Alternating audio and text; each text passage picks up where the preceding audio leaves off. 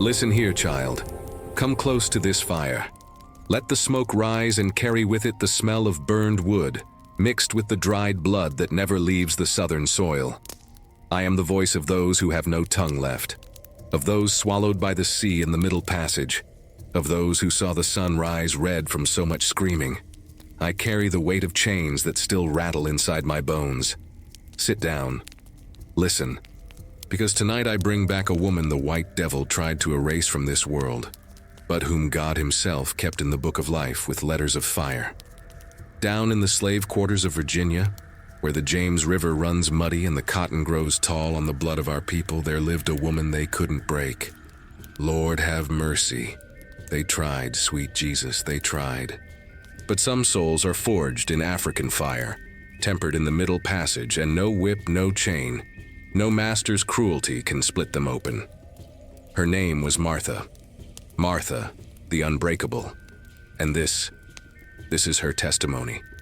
Richmond, Virginia, October 21st, 1837.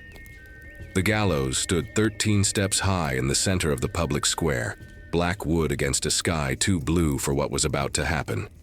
Old folks say the morning was so still you could hear the earth breathe. Not a bird sang, not a dog barked. Even the wind held its breath, waiting. The white crowd gathered thick as locusts at harvest time. Men in fine suits, women with parasols, children eating peanuts like it was a county fair. They came from plantations near and far, riding horses and carriages, all hungry to see what they'd been promised. The hanging of a Negro woman who dared kill a white man. The overseer. The one who thought he owned her body along with her labor. They brought Martha out in chains. Sweet Jesus. When she appeared through the jailhouse door, even the mockers fell silent for a breath.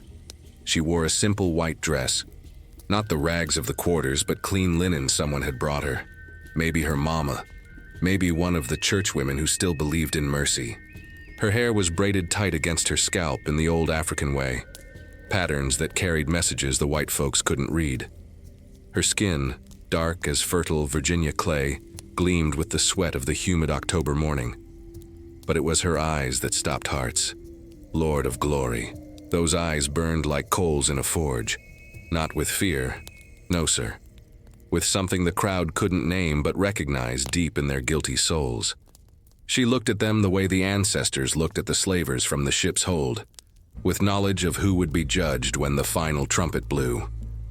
The paddy rollers pushed her forward, iron shackles heavy on her wrists and ankles. Clank, clank, clank. Each step she took rang out like a bell tolling for someone's funeral. But whose? The crowd wasn't so sure anymore. Reverend Patterson, a thin white man with a Bible clutched to his chest like a shield, stood at the base of the gallows. His hands trembled. Suffering so bad he was, because he'd been to the jail 3 times trying to get Martha to confess, to repent, to beg God's forgiveness for the sin of murder. And each time she'd looked at him with those burning eyes and said the same thing. Reverend, when you preach on Sunday about the God who sets the captives free, which captives you talking about? 'Cause I don't see him setting us free. I see him watching us die slow in these fields. So maybe I just helped myself to the freedom he was too busy to bring. The good Reverend had no answer then, had no answer now. Master Benjamin Carlyle of Sweet Hope Plantation sat high on his black stallion, watching. He was a man of 40-some years, thick in the middle from good eating, with a face that looked pleasant enough until you saw his eyes, cold as January river water. He'd owned Martha since the day she was born, owned her mama, owned her daddy, owned every breath they took and every drop of sweat they shed.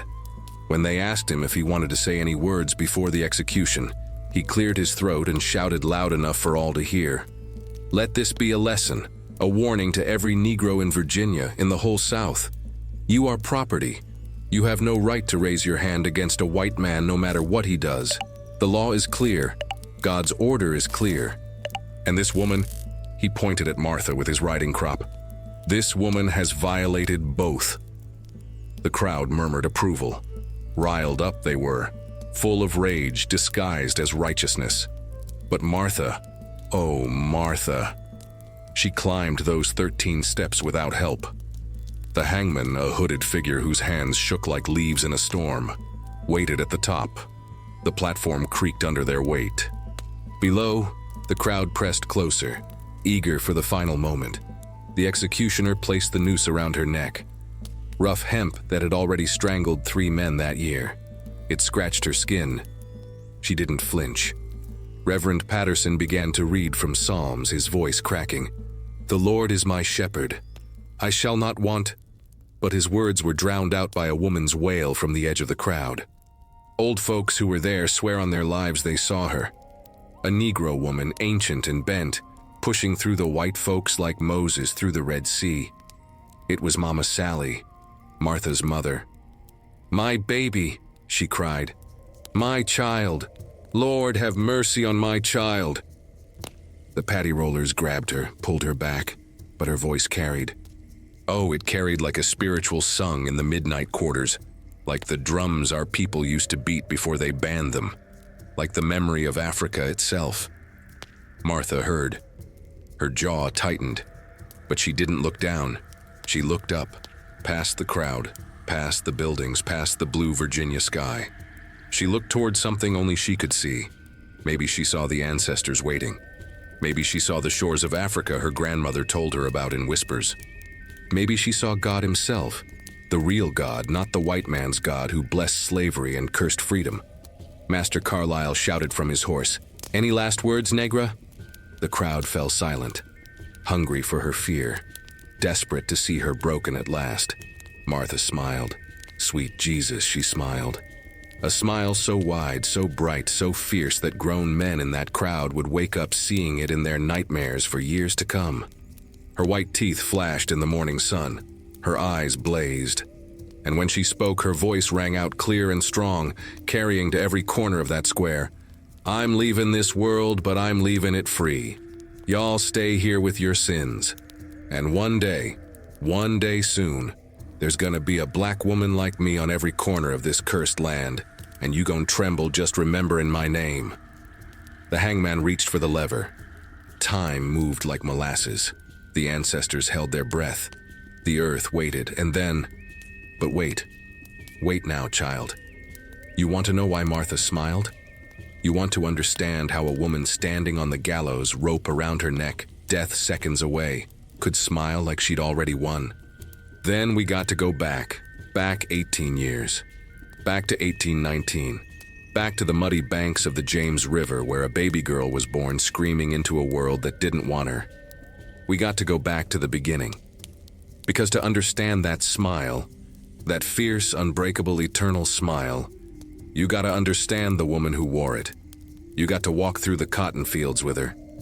You got to feel the whip's kiss on your own back. You got to smell the conjure smoke and hear the spirituals sung in darkness. You got to know what it means to be born in chains but refuse to die in them. So the rope waits, the crowd waits, the gallows waits, and we go back to where it all began.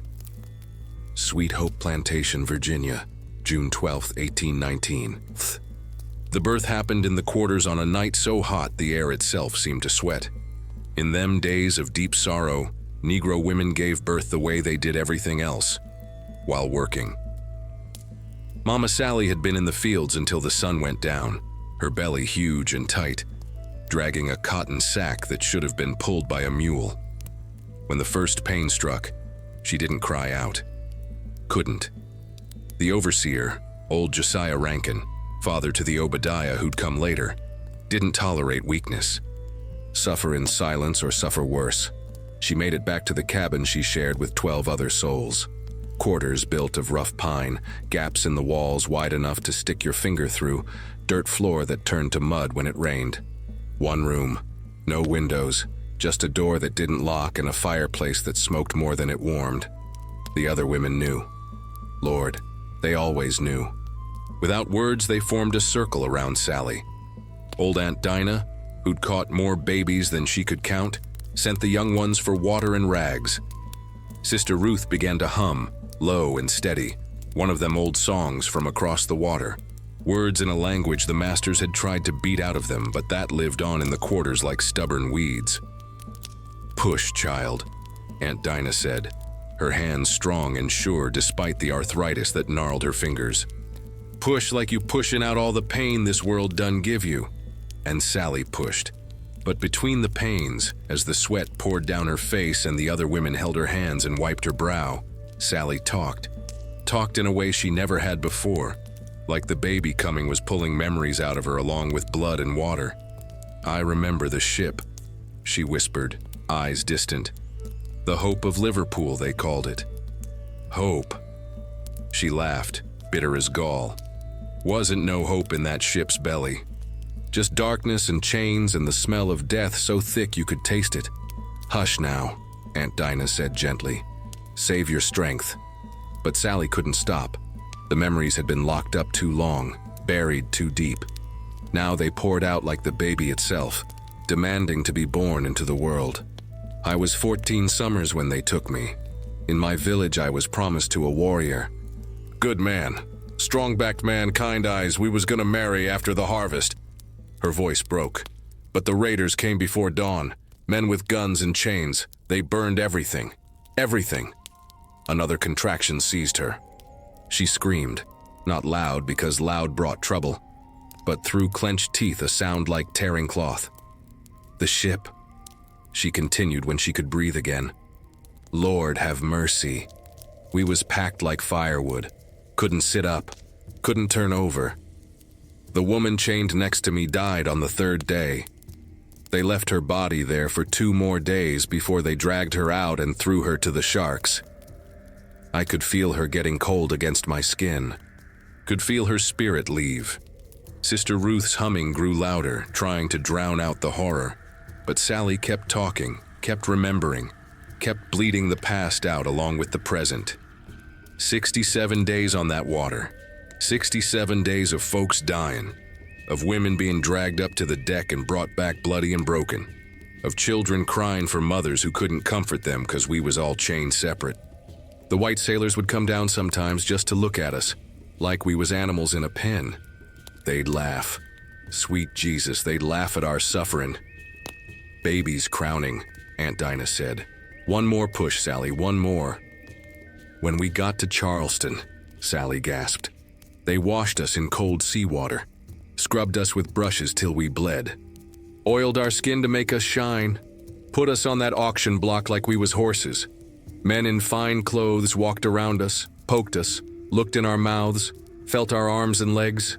Master Carlyle bought me, 'cause I was young and strong, said I'd breed him good workers. She pushed. The baby came in a rush of blood and water and pain and memory, all of it mixed together. All of it sacred and terrible at once. The child's first cry pierced the night air. Strong lungs, good and loud. It's a girl, Aunt Dinah announced, holding up the baby. In the firelight, the child's skin gleamed like polished ebony, slick with birth and already beautiful in that fierce way of new life refusing to be denied. Sally, exhausted, reached for her daughter. The old women placed the baby on her chest. That ancient skin-to-skin knowing that predates all the cruelty of the world. A girl, Sally whispered, looking into eyes that had just opened to see a world that didn't want them. God help her. God help us both. But even as she said it, even as tears ran down her face onto the baby's skin, Sally felt something else. Something rising up from the same place the memories had come from. Not hope. Hope was too fragile a word. Something stronger. Harder. More like iron than light. No, she said suddenly, her voice gaining strength. No, I take that back. The women looked at her. Sally lifted the baby higher, held her up toward the smoke hole in the roof, where a single star was visible through the darkness. God don't need to help you, child. He already did by giving you my blood. Africa's blood. The blood of folks who survived the ship. The blood of folks who didn't bow down even when the whip sang. You carry that in you hear me? You ain't just mine. You the daughter of queens I can't even remember the names of no more. You got the strength of the Middle Passage in your bones.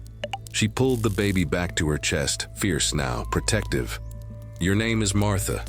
Like the Martha in the Bible who worked hard and didn't take no mess from nobody. Martha. You remember that name. You make it mean something. You make it mean we still here. We still breathing. We still resist in every single day we wake up and refuse to die." Aunt Dinah smiled, revealing gaps where teeth used to be. "That's a powerful name for a powerful child.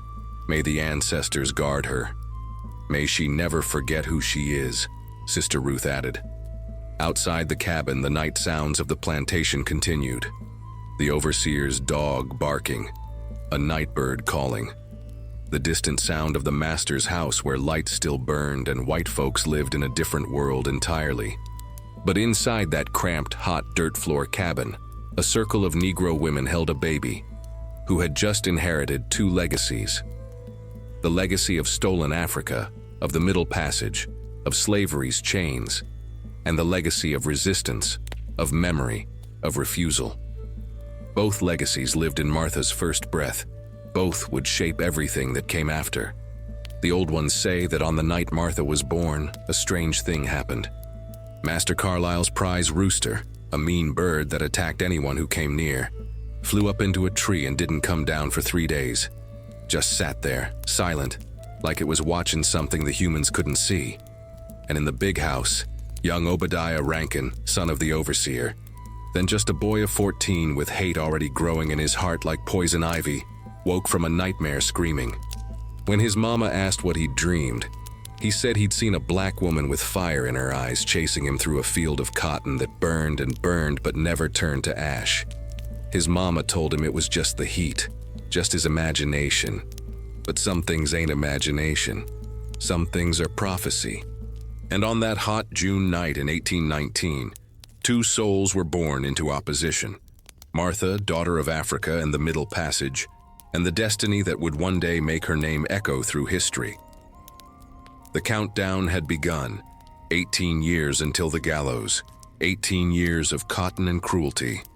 18 years of resistance growing like a seed in dark soil. 18 years until a woman would smile with a rope around her neck and teach the world what it means to be truly free. But tonight she was just a baby, crying her first cry, drinking her first milk, sleeping her first sleep in her mama's arms while the plantation slept around them, ignorant of what had just been born in their midst. Ignorant, but not for long. Never for long. Sweet Hope Plantation, Virginia, summer of 1826. Martha was 7 summers old the first time she felt the whip kiss her back. 7 years of running barefoot through the quarters, playing with corn husk dolls, helping Mama Sally carry water from the well, watching the cotton grow tall and white like snow that never melted. 7 years of childhood that wasn't really childhood at all, but a brief season before the full weight of bondage settled on young shoulders. That summer morning started like any other. The plantation bell rang before dawn. That cursed bell that ruled their lives more than any clock, more than the sun itself. Time to wake, time to work, time to suffer. The quarters stirred like a kicked anthill, bodies rising from corn shuck mattresses, children rubbing sleep from their eyes, old folks groaning as their bones remembered yesterday's labor. Martha's job was simple. Fetch milk from the big house dairy and bring it to the kitchen where the house servants prepared the master's breakfast. Simple work for a child, or so it seemed. She carried the wooden pail careful-like, both hands wrapped around the handle, walking slow across the dewy grass that soaked her bare feet. The big house loomed ahead. 2 stories of white-painted wood with columns that tried to look like something from ancient Rome, like the master was some kind of emperor instead of just a man who made his fortune on stolen labor. In the kitchen, Mrs. Carlisle's personal servant, a light-skinned woman named Celia who moved through the house quiet as a ghost, poured the milk into a china pitcher, white and delicate, painted with blue flowers. That pitcher probably cost more than any slave on the plantation, but nobody said that part out loud. "You be careful now, child," Celia whispered. "Mrs. is in a mood this morning. Her sister's visiting from Richmond and she want everything perfect." Martha nodded. She'd seen the white woman before. Mrs. Eleanor Carlisle, thin as a rail with a face that looked like she was perpetually smelling something rotten. The kind of woman who smiled at you while deciding which of your family members to sell next. Martha picked up the pitcher, heavy, heavier than it looked. She walked toward the dining room where the white folks took their breakfast, each step measured, each breath held. And that's when it happened. Later, folks would argue about what caused it. Some said Martha's hands were too small, still clumsy with childhood. Some said the pitcher was slippery with condensation. Some said it was just fate, that Martha was born to suffer that day so she could learn what she needed to know for the day she'd kill Obadiah Rankin. But what matters is this. The pitcher slipped. It fell. It shattered on the polished wooden floor in an explosion of white porcelain and spilled milk, the sound crashing through the quiet morning like thunder. Time stopped. Mrs. Carlyle appeared in the doorway, her sister behind her, both women's faces twisted with rage. "You clumsy little..." The word she used ain't worth repeating. "Do you know how much that cost? Do you know how long I've had that pitcher?" Martha stood frozen, milk pooling around her feet, shards of china glinting in the morning light like broken teeth. "I'm sorry, Mrs. The slap came so fast Martha didn't see it. Just felt her head snap sideways, felt the burn across her cheek, tasted blood where her tooth cut the inside of her mouth. "Master Carlyle!" Mrs. shrieked toward the study. "Master Carlyle, come see what this little wretch has done!" Heavy footsteps. The master appeared, still in his nightshirt, face flushed from sleep and irritation. Behind him came Josiah Rankin, the overseer, already dressed for the fields, whip coiled on his belt like a snake waiting to strike. "What's this commotion?" "That girl," Mrs. pointed at Martha like she was pointing at a rat. "She broke my pitcher, the one from my mother, the one I brought all the way from Charleston." Master Carlyle's eyes went cold. He looked at Martha the way a man looks at a tool that's broken, calculating whether it's worth fixing or just throwing away. "Rankin," he said quietly, 10 lashes, in the yard. Let the others see, 10 lashes. For a 7-year-old child, for an accident. This was the mathematics of slavery. They dragged Martha to the whipping post, a thick oak beam planted in the ground near the quarters where all the field hands could see. Word spread fast. Work stopped. Folks gathered, forced to watch because that was part of the punishment too. Not just the pain of the one being whipped, but the trauma of those forced to witness. Mama Sally pushed through the crowd, tried to reach her daughter. 2 house Negroes held her back. "Please," Sally cried. "Please, master, she's just a child. I'll pay for the pitcher. I'll work extra hours. Please." But her words meant nothing. Less than nothing. They was just noise to white ears. They stripped Martha's dress down to her waist, tied her small hands to the post. Her back, dark and smooth and unmarked, gleamed in the morning sun. Josiah Rankin uncoiled his whip. He'd done this 1,000 times, had the technique down to a science, knew exactly how to make it sing through the air, how to make it crack, how to make it bite. "Count," Master Carlyle ordered. "I want to hear her count each one." The first lash fell.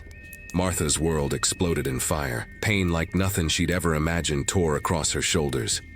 She screamed. Couldn't help it, didn't even try to hold it in.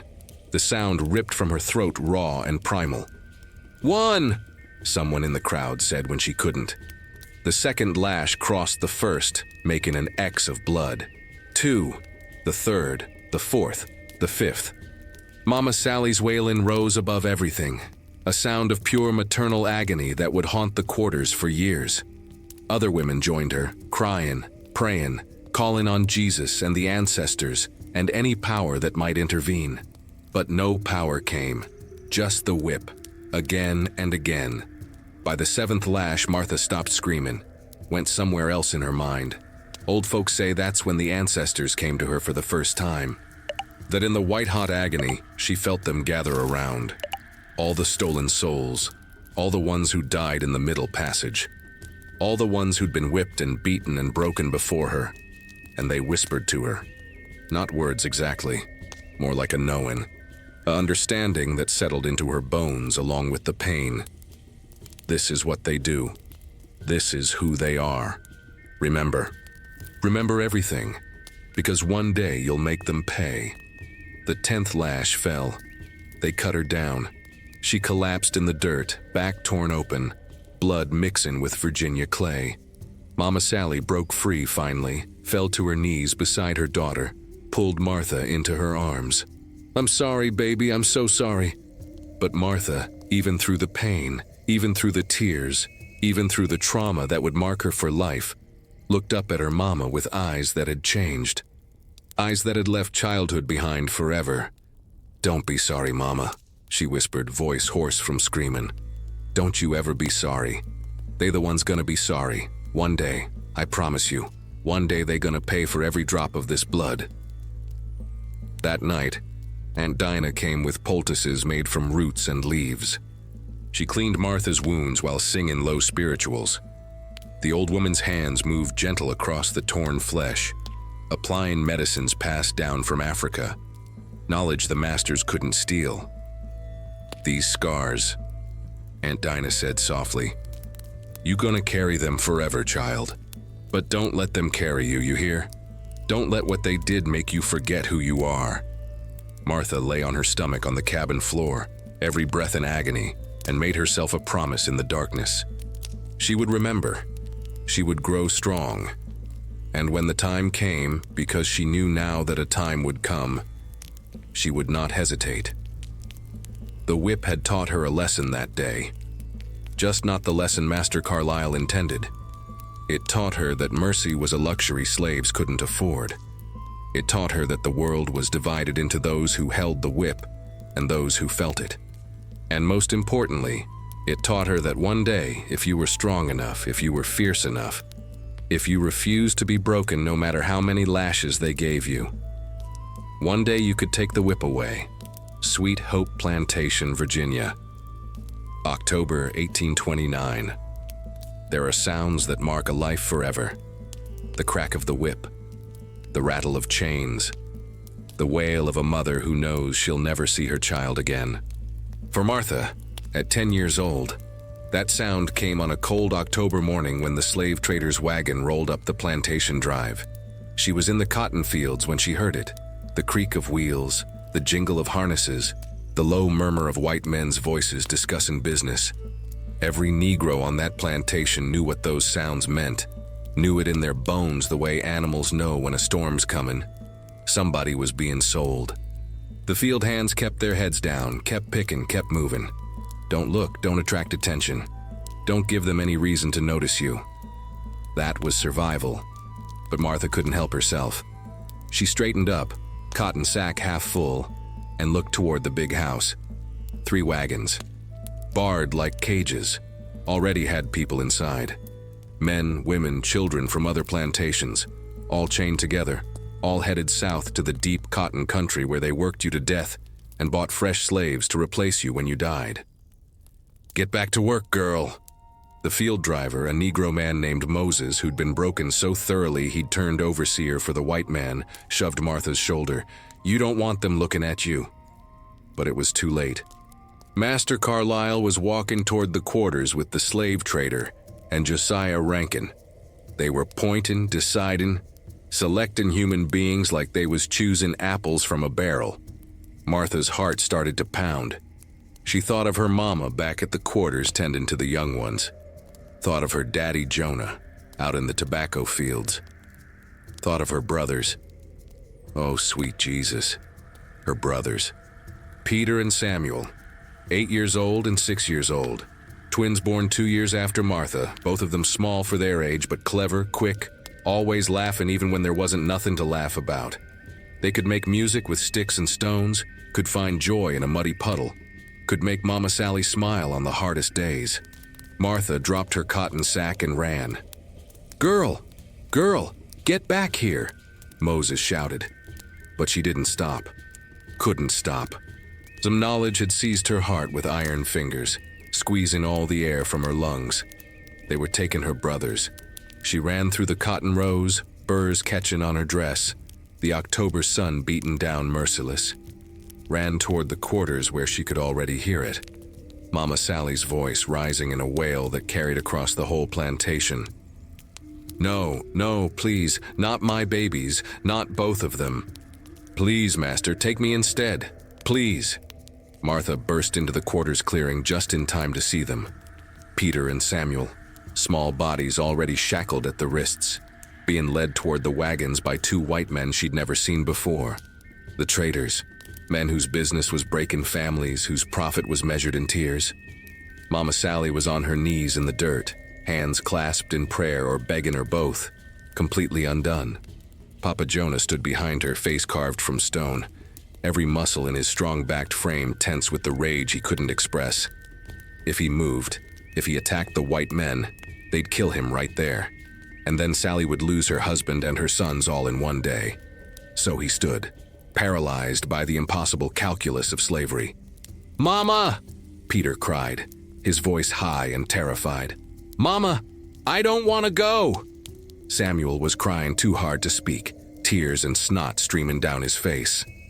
Martha pushed through the gathered crowd of slaves, all of them forced to witness this horror. She reached her mother, fell to her knees beside her. "Master Carlyle!" Martha shouted, her 10-year-old voice cracking with desperation. "Master, please! They're just babies, they can't—" "Hush up, girl," Josiah Rankin said, backhanding her almost casual-like. Martha's head snapped back. She tasted blood. Again. Always blood. Master Carlyle stood with his arms crossed, face impassive. Behind him, the slave trader, a fat man with tobacco-stained teeth, grinned. "Now, Sally," the master said, his tone almost gentle, which made it worse somehow. "You know I don't want to do this, but cotton prices are down and I got debts to pay. Your boys will fetch good money down in Mississippi. They're young, healthy, good-breeding stock for later." "They're children," Sally screamed. "They're children." The master's face hardened. "They're property, my property, and I'll do with them as I see fit." He nodded to the traders. They dragged the boys toward the wagon. What happened next would be burned into Martha's memory forever. Would fuel the rage that would one day drive a knife into Obadiah Rankin's throat. Would forge her into the woman who could smile on the gallows. Papa Jonah broke, just for a second.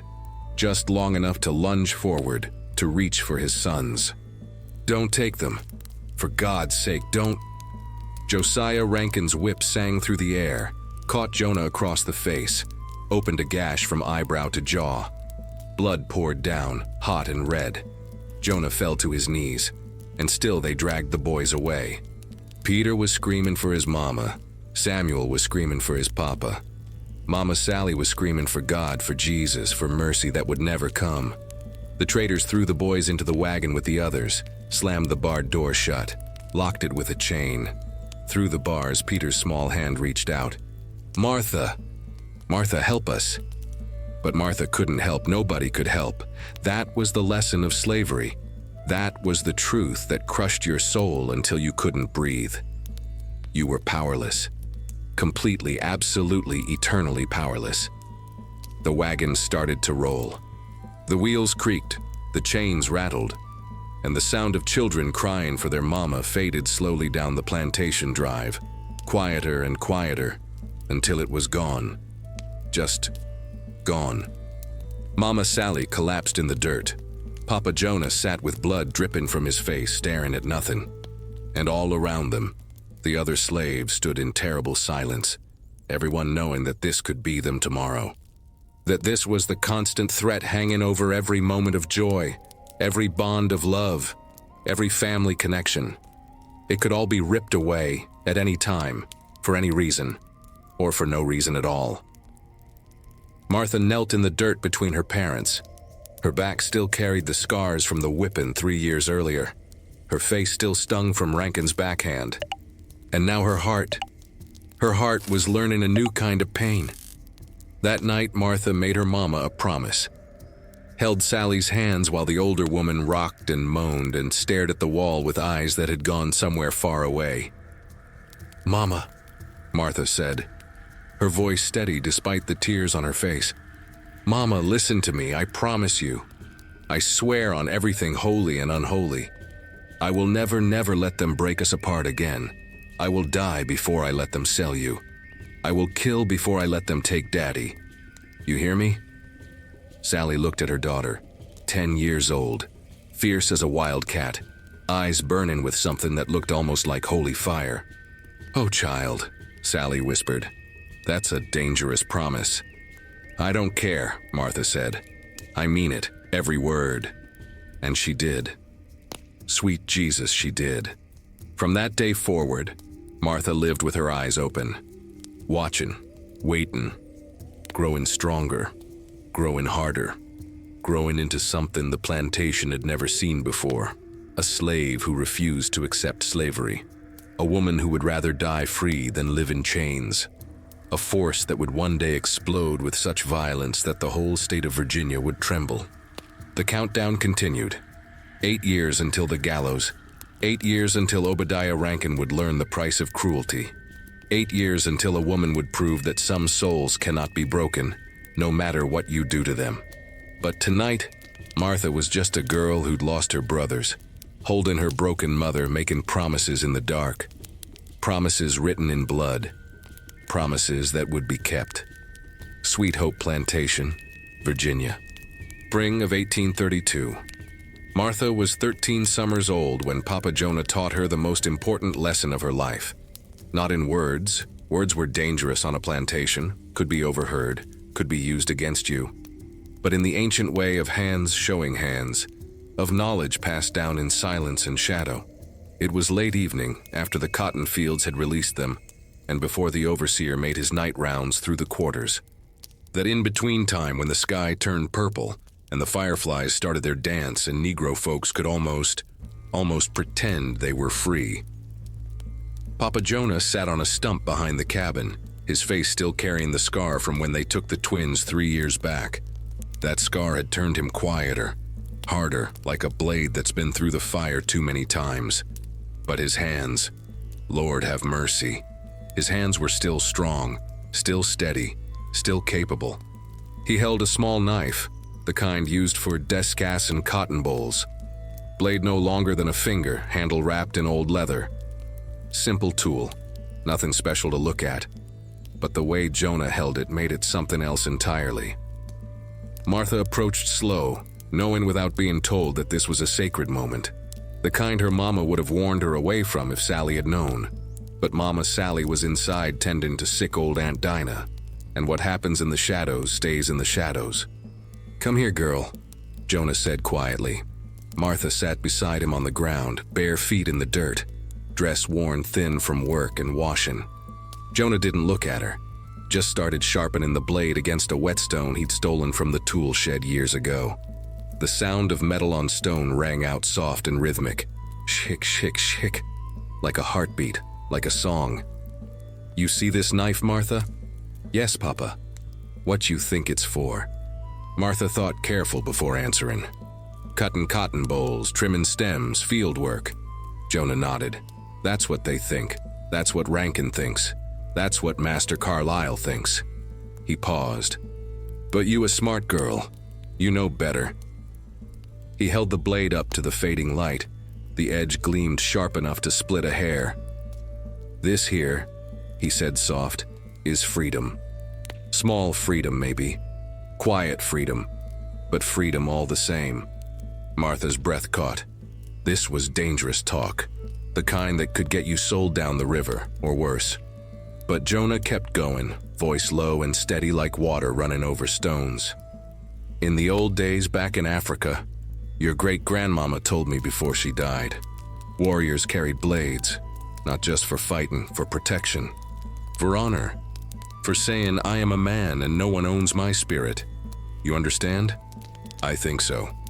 The white folks took our spears, took our swords, took everything we had that made us dangerous."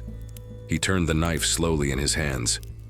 "But they can't take all the blades, can't watch every tool, every moment. So we learned to make weapons out of what they give us." He started sharpening again. Shick, shick. The sound almost hypnotic in the gathering dark. "I'm gonna teach you something, daughter. Something important. You listening?" "Yes, Papa." "There's a time to bow your head. Time to say yes, massa, and keep breathing another day. That's survival. Ain't no shame in survival." He looked at her then, his eyes fierce in the twilight. "But there's also a time when the blade has to sing. You hear me? A time when survival ain't enough no more. When dignity matters more than breath. He placed the knife in her small hand. The weight of it felt enormous. Feel that? Martha nodded. That's power. Small power, but real. And the thing about power, girl, is knowing when to use it and when to hide it. He closed her fingers around the handle. You keep this sharp. You keep this close. And when the time comes, if the time comes, you don't hesitate, you understand? Hesitation gets you killed. Hesitation gets you worse than killed. Martha's heart pounded so hard she could feel it in her throat. What you saying, Papa? Jonah was quiet for a long moment. When he spoke again, his voice carried the weight of every ancestor who'd died in chains, every soul who'd jumped from slave ships rather than submit, every rebellion crushed and every hope deferred. I'm saying that one day, someone's gonna try to take something from you that you can't let them have. Maybe it's your body. Maybe it's your soul. Maybe it's someone you love. He looked toward the cabin where Mama Sally sang a low spiritual. And when that day comes, you gotta be ready. You got to know that the blade is there, that freedom is there, even if it's just the freedom to say no one time before you die. He took the whetstone and showed her the angle, the pressure, the rhythm. Hold it like this, move it like this, steady and sure. You sharpen a blade the way you live your life, with intention, with purpose, with the knowledge that every stroke matters. For the next hour, as the stars came out and the night sounds of the plantation rose around them, Papa Jonah taught his daughter how to keep a blade sharp enough to split skin, pierce flesh, find the spaces between ribs where a heart beats. He didn't say it was for killing. Didn't have to. Some lessons live in the doing, not the saying. When they finished, Martha's hands were steady on the knife. The blade sang a high, clear note when she tested it against her thumb. Careful, just enough to feel the edge without drawing blood. Good, Jonah said. Now you hide it. Somewhere they won't find it. Somewhere you can always reach it quick if you need to. Yes, Papa. He put his big scarred hand on top of her head, a gesture of benediction and warning both. I hope you never have to use it, daughter. I pray to every god I know, and the white man's Jesus and the old gods from Africa both, that you never need it. His voice cracked. But if you do, if that day comes, you make it count. You make it mean something. You hear me? I hear you, Papa. Good girl. They sat together in the darkness, father and daughter, united by blood and bondage and the terrible knowledge that sometimes love means teaching someone how to survive in a world that wants to destroy them. Inside the cabin, Mama Sally's voice rose in song. Wade in the water, children, wade in the water. God's gonna trouble the water. Old spiritual, old code. Old promise that one day somehow freedom would come. But sitting there with the knife hidden in her dress, Martha understood what Papa Jonah had really taught her. Sometimes you couldn't wait for freedom. Sometimes you had to carve it out yourself, with your own hands, with your own blade, with your own fierce refusal to die on your knees. The knife felt warm against her skin, hidden in the folds of her dress. And for the first time since they'd taken Peter and Samuel, Martha felt something other than grief and rage. She felt ready, not for what would come. Nobody could be ready for that, but for whatever choice she'd have to make when the moment arrived. The blade was sharp, and so was she.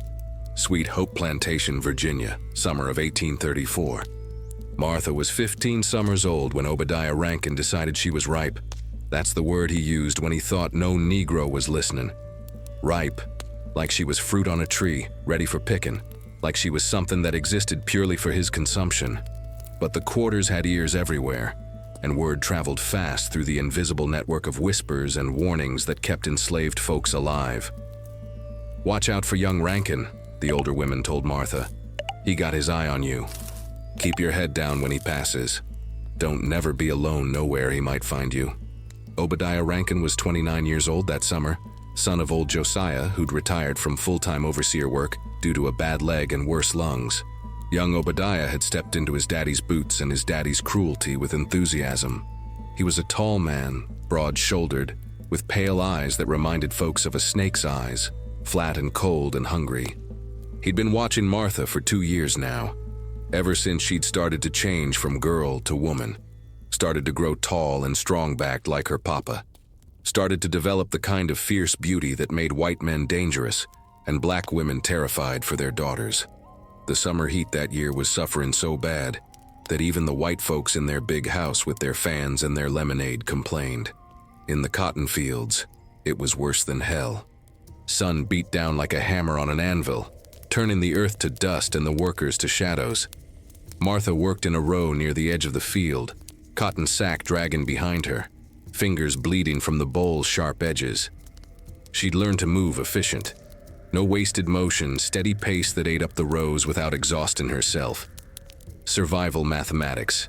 That's when she felt it. Eyes on her back. Not the usual overseer's glance making sure you were working. This was different. This was predatory. This was the gaze of a man who'd already decided you belonged to him and was just waiting for the right moment to take what he wanted. She turned her head slightly, pretending to wipe sweat from her face. Obadiah Rankin sat on his horse at the field's edge, whip coiled on his saddle, staring directly at her.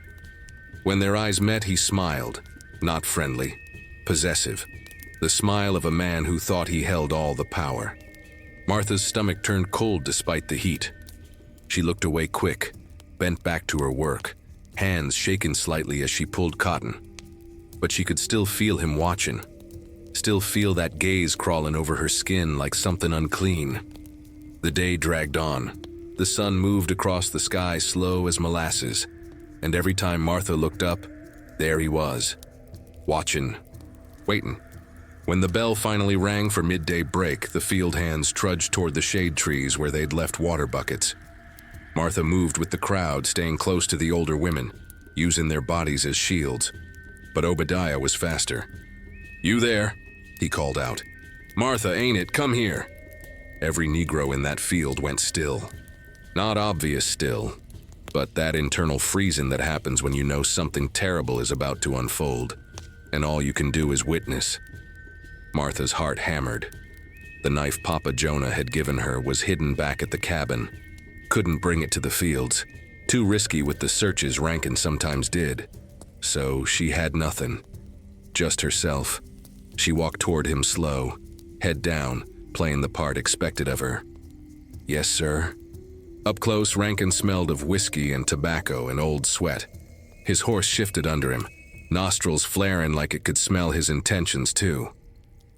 "You're getting to be a fine-looking woman," he said, voice low enough that only she could hear. "Real fine." Martha kept her eyes on the ground. "Thank you, sir." "Look at me when I'm talking to you." She raised her eyes, met his gaze, and in that moment something passed between them, a recognition, a challenge, a declaration of war neither had spoken aloud yet. Rankin's smile widened. "That's better. You got spirit. I like that. Makes things more interesting." He leaned down from his saddle, reached out one dirty hand and touched her face. Rough fingers tracing her jawline, her cheek, possessive and vile. Martha stood frozen. Every muscle screamed to pull away, to run, to fight. But she'd seen what happened to girls who fought back in public. Seen them whipped until they couldn't stand. Seen them sold south to places where overseers did whatever they wanted without even pretending to follow rules. So she stood there, and hated herself for it, and hated him more. "You come to the barn tonight," Rankin said quietly. "After the bell. I got something I want to show you." It wasn't a request. "Yes, sir," Martha heard herself say. He straightened in his saddle, satisfied. "Good girl. Now get back to work." Martha walked away on legs that felt like water. Behind her, she could hear Rankin laughing, a sound that would echo in her nightmares for the rest of her life. That evening, back in the quarters, Martha told Mama Sally what happened. Sally's face went ashen. "Oh, child, oh, sweet Jesus, no." "What do I do, Mama?" Sally pulled Martha close, holding her tight. "You don't go, you hear me? You stay here in the cabin, you stay with the other folks, He'll come for me anyway," Martha said, voice flat.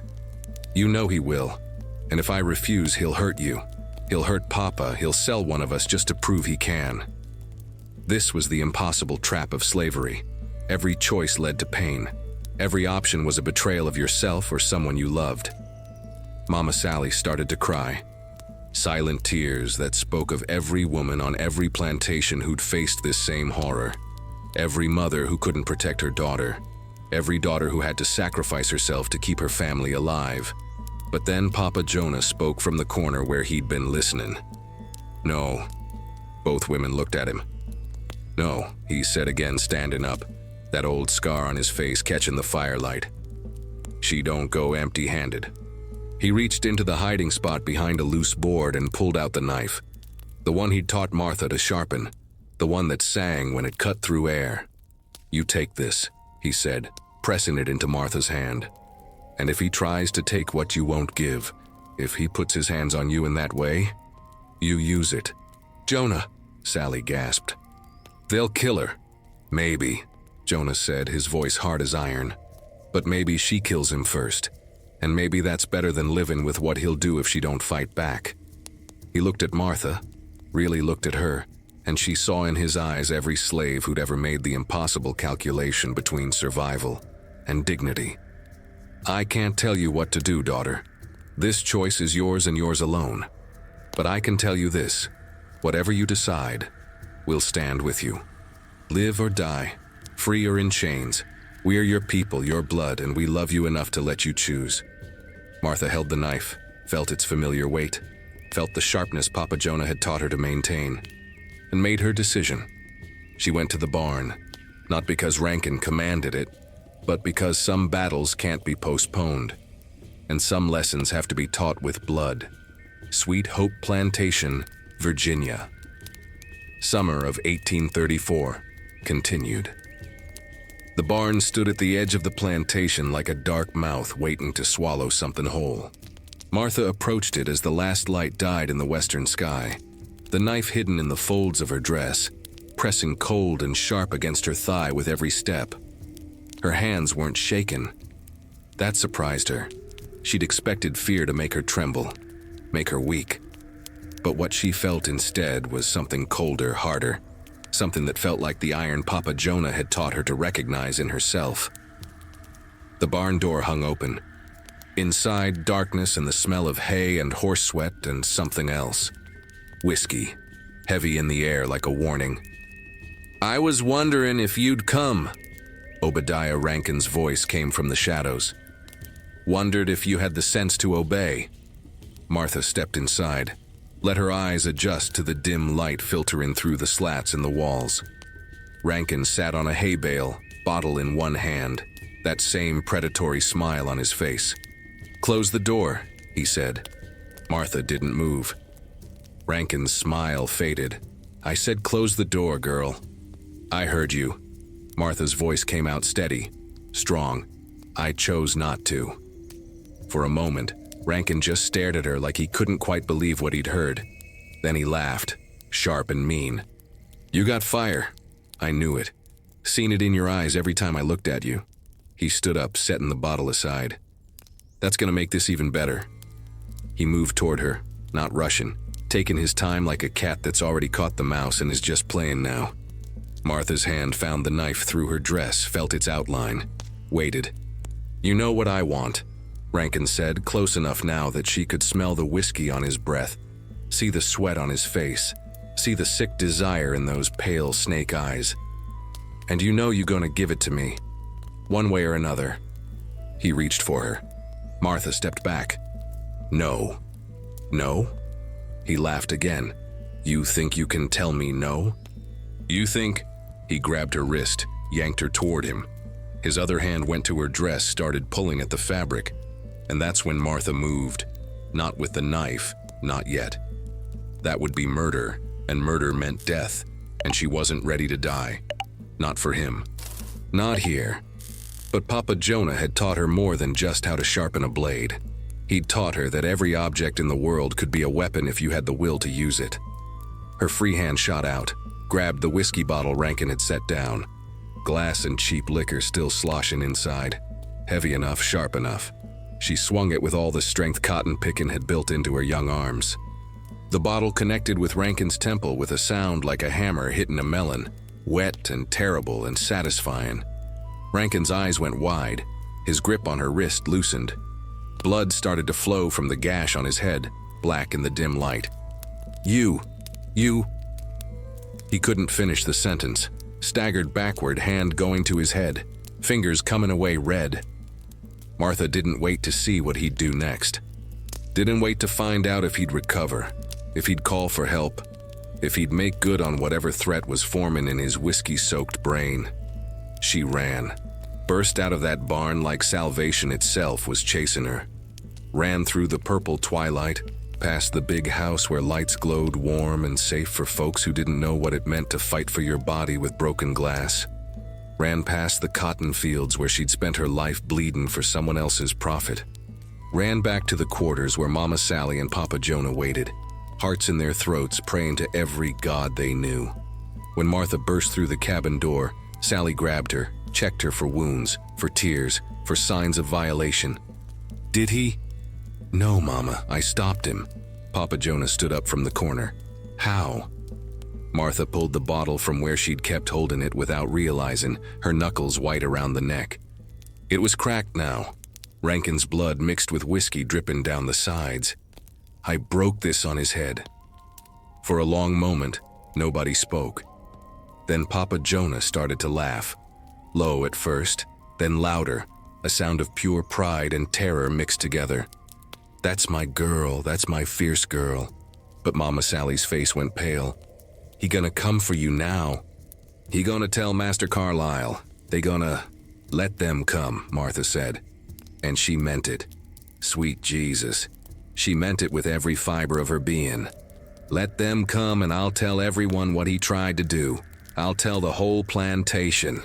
I'll shame him in front of every white person in Virginia if I have to. It was a bold threat, a dangerous threat, but it had one kernel of truth that gave it power. White men like Obadiah Rankin built their reputation on control, on the illusion that they could take what they wanted without consequence. If Martha made his attempt public, if she forced him to admit a 15-year-old Negro girl had fought him off, that would wound his pride worse than any bottle to the head. The night passed slow. They waited for the sound of boots on the cabin steps, for Rankin's rage to come crashing down on them, but it didn't come. Dawn broke. The plantation bell rang. Work called. And when Martha went to the fields, Obadiah Rankin was there, but he didn't look at her. Sat on his horse with a bandage wrapped around his head, face tight with pain and fury and something else. Humiliation. A 15-year-old slave girl had beaten him, had refused him, had marked him with his own bottle, and he couldn't tell anyone without admitting it. So he swallowed his rage, nursed his wounded pride. And Martha knew, the way you know when a storm's building even though the sky's still blue, that this wasn't over. This was just the beginning. But she'd won the first round, proven to herself that she could fight, could resist, could draw blood when necessary. The knife remained hidden in her dress, unused but ready. And in the back of Obadiah Rankin's hate-filled mind, a new plan started to form. A darker plan. A plan that would take 2 more years to execute, but would be all the more vicious for the waiting. He would have her, one way or another. But what Rankin didn't know, couldn't know, was that when he finally made his move, when he finally took what he thought was his by right, Martha would be ready with more than just a bottle. She'd be ready with the blade that sang, and that song would be his death knell. Sweet Hope Plantation, Virginia. August 1836. 2 years passed like seasons of quiet war. Obadiah Rankin nursed his grudge the way other men nursed whiskey, constant and consuming. He watched Martha from a distance, waited for his moment, planned his revenge with the patience of a predator who knows the prey can't escape forever. Martha grew into full womanhood. 17 years old, tall and powerful, strong from field work, with eyes that still burned with that unbreakable fire. She kept the knife close always, slept with it under her corn shuck mattress, worked with it hidden in her dress, lived every day knowing that Obadiah Rankin's hatred was a debt that would come due. She just didn't know when. Until the night of August 14th, 1836. That evening started normal enough. Cotton harvest was in full swing, everyone exhausted from 14-hour days under a sun that showed no mercy. The field hands dragged themselves back to the quarters as the light failed, too tired to do anything but eat a little cornmeal mush and collapse. Mama Sally had been feeling poorly all week, a cough that wouldn't quit, fever that came and went. Martha had been tending to her, bringing water, applying poultices Aunt Dinah made from roots and herbs.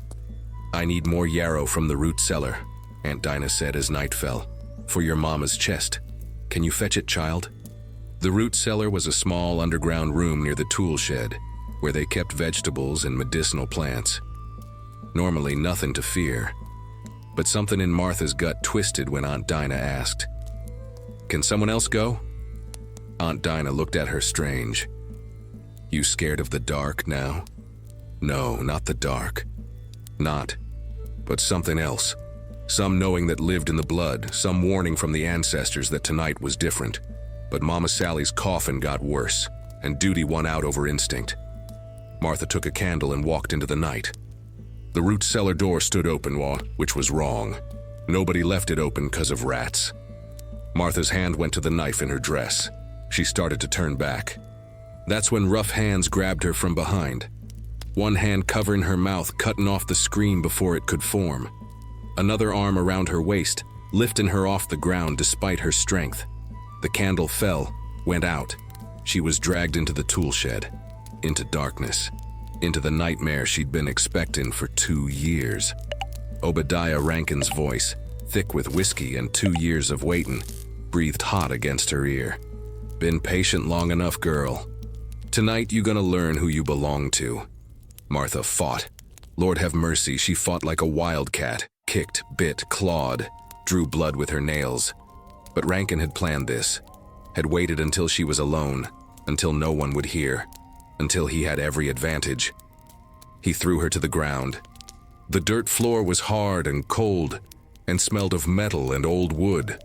Tools hung on the walls, saws, hammers, sickles, all of them just out of reach. Martha's hand scrabbled for the knife in her dress, but Rankin pinned her arm, kneeled on it. The weight of him crushed the breath from her lungs. "You remember that bottle you broke on my head?" His face was close to hers, eyes gleaming mean in the darkness. "I remember. Every goddamn day I remember. And now you gonna pay for that. You gonna pay for making me look weak." He tore at her dress.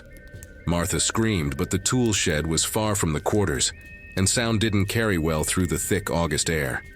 "Master gave permission," Rankin panted, ripping fabric. "Told him I wanted to breed you. He said fine, long as I don't damage you permanent. So this is legal. This is allowed. You got no one to appeal to." The words cut deeper than any blade, because they were true. Under the law of slavery, her body wasn't hers. It belonged to Master Carlyle. And if Master Carlyle gave Obadiah Rankin permission, there was no justice, no rescue, no hope, except the knife. Martha's free hand, the one Rankin wasn't pinning, found it, still hidden in the torn folds of her dress. Her fingers closed around the handle Papa Jonah had wrapped in leather, the blade he taught her to keep sharp, the blade that sang. Time slowed down the way it does when you're standing between one life and another. When you're making a choice that can't be unmade. Rankin was focused on ripping away the last of her dress, too drunk and too confident to notice her hand moving, too sure of his power to imagine she had any of her own. That was his first mistake. His last mistake was thinking she'd submit. When he leaned down, when he tried to take what he believed was his by right, Martha's hand came up fast and sure. The knife found his throat. Not a hesitation. Not a moment of doubt. Just the smooth motion Papa Jonah had taught her years ago, sitting behind the cabin in the twilight, sharpening the blade that would one day taste white blood. Obadiah Rankin's eyes went wide.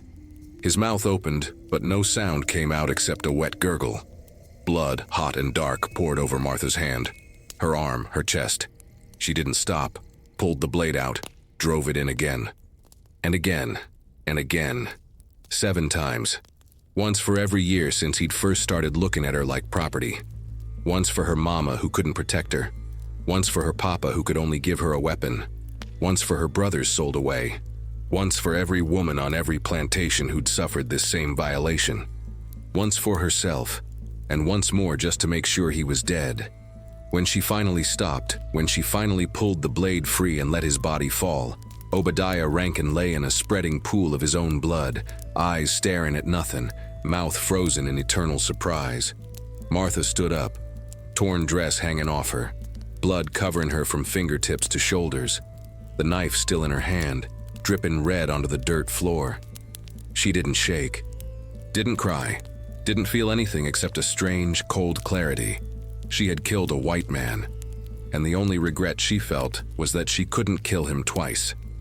Slowly, Martha cleaned the blade on what remained of her dress, looked down at Rankin's corpse one last time. Then she did something that would become legend in the quarters, would be whispered about for generations. She smiled. Not a big smile, just a small curve of her lips. Satisfaction, justice, freedom. Then she walked out of that tool shed, walked through the darkness toward the quarters, didn't run, didn't hide, just walked, covered in blood, holding the knife that had finally sung its true song. When Mama Sally saw her, saw the blood, saw the look in her daughter's eyes, she knew. "What did you do, child?" Martha's voice was calm, eerily calm, like she'd stepped outside of fear entirely. "What I had to, Mama. What you would have done if you could. What Papa taught me to do." She looked at her parents, at the two people who'd given her life and tried to protect her in a world that wouldn't let them. "Obadiah Rankin is dead, and I ain't sorry."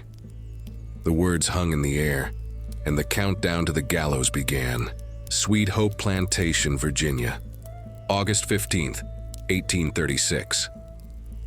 Dawn came too bright for what it revealed. Obadiah Rankin's body, cold and stiff, sprawled in the tool shed in a pool of dried blood that looked black in the morning light. 7 wounds, 7 testimonies to what he'd tried to do and what it had cost him. The plantation bell didn't ring that morning. Instead, a different sound woke the quarters. The thunder of horses, the shouts of white men, the baying of bloodhounds that didn't need to track because everyone already knew where Martha was. She sat outside her cabin, waiting, still wearing the blood-stained dress, still holding the knife. Mama Sally and Papa Jonah sat beside her, one on each side, their presence the only shield they could offer. When Master Carlyle arrived with the sheriff and a dozen armed white men from neighboring plantations, his face was purple with rage. Not grief. Rankin had just been an employee, easily replaced. But rage at the violation of the natural order, the cosmic offense of a Negro killing a white man. "You!" He pointed at Martha with a trembling finger. "You murdered Obadiah Rankin." Martha looked up at him with those burning eyes, didn't bow her head, didn't look away. And when she spoke, her voice carried across the gathered crowd of slaves forced to witness this, carried to the white men on horses, carried to heaven itself. "He tried to rape me. I stopped him. That ain't murder. That's justice." The words fell like stones into still water. Ripples of shock spread through both crowds, Negro and white alike, because nobody said such things. Nobody spoke truth to power like that. Nobody claimed the right to defend their own body. But Martha had. Master Carlyle's hand went to his pistol. For a moment it looked like he might shoot her right there, save the cost of a trial. But the sheriff put a hand on his arm. "Law says she gets a trial, Ben, even for this." "Trial?" Carlyle spat. "What trial? She's confessing right now. She's holding the goddamn murder weapon." Martha stood up slow. Mama Sally grabbed for her hand, but Martha pulled away gentle, walked forward until she stood directly in front of Master Carlyle's horse. "You gave him permission," she said. "Quiet but clear. You told him he could breed me. That's what he said before he tried to force himself on me. So who's the murderer here? Him for trying? You for allowing it? Or me for refusing to be livestock?" The silence that followed was absolute. Even the birds seemed to hold their breath. Then Papa Jonah stood up. His voice, rough from years of swallowed words, rang out strong. "She's telling truth. We all know what Rankin was, what he did to our women, what you let him do." Other voices joined his, quiet at first, then stronger. A murmur of agreement from the quarters. Dangerous agreement. The kind that could spark rebellion if it caught fire. The white men shifted nervous on their horses. Hands went to weapons. This was how uprisings started, with one person speaking truth and others finding courage to echo it. But Martha raised her hand, and the quarters went silent. "No," she said. "Don't rise for me. Don't die for me. This is my choice, my action, my consequence." She looked at her people, her mama crying silent tears, her papa standing tall despite the fear in his eyes, all the aunties and uncles and cousins and fellow sufferers who'd become her family in bondage. "I did what I did with my eyes open. I killed him knowing full well what would happen to me, and I'd do it again." She turned back to Master Carlyle. "So take me.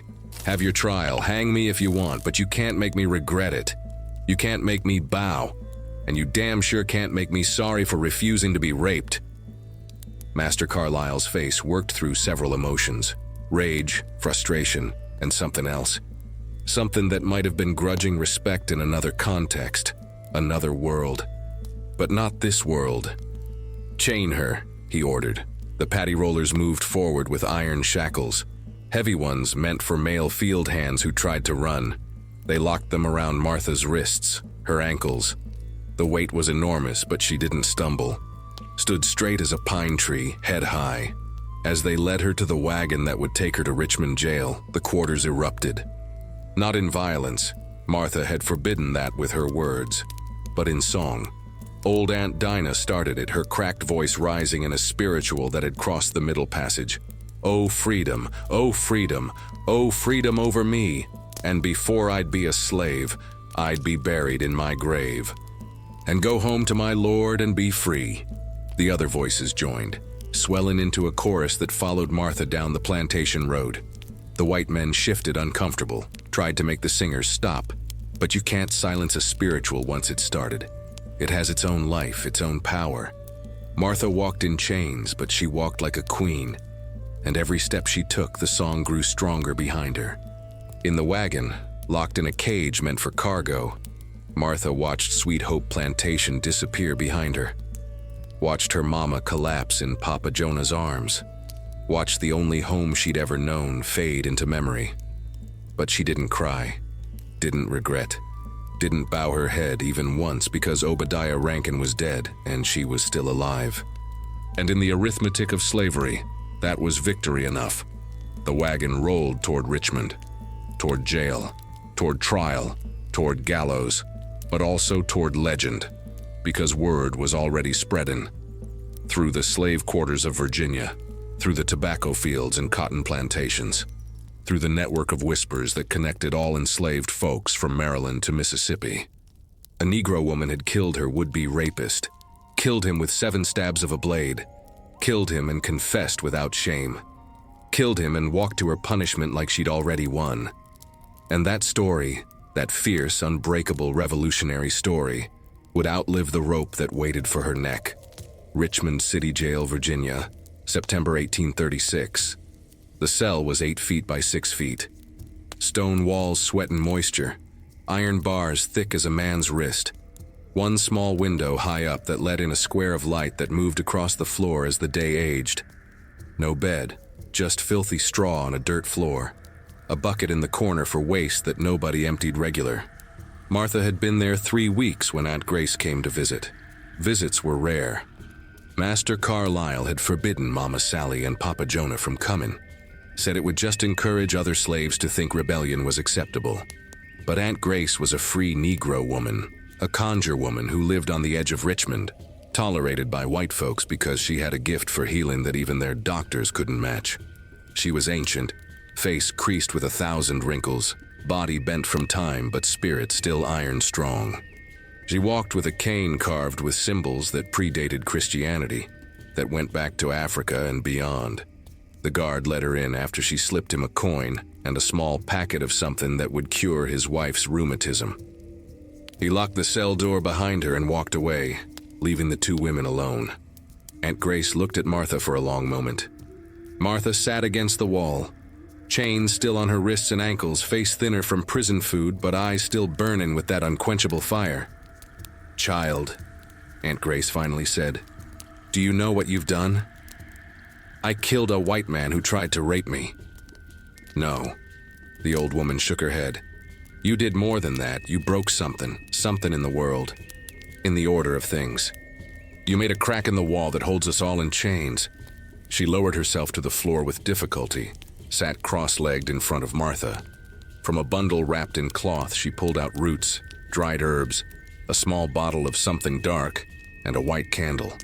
I came to give you something, not escape, can't do that. But something else, something you're gonna need for what's coming. What's coming is the gallows, Martha said. Matter of fact, no self-pity. Yes, but death ain't the end, child.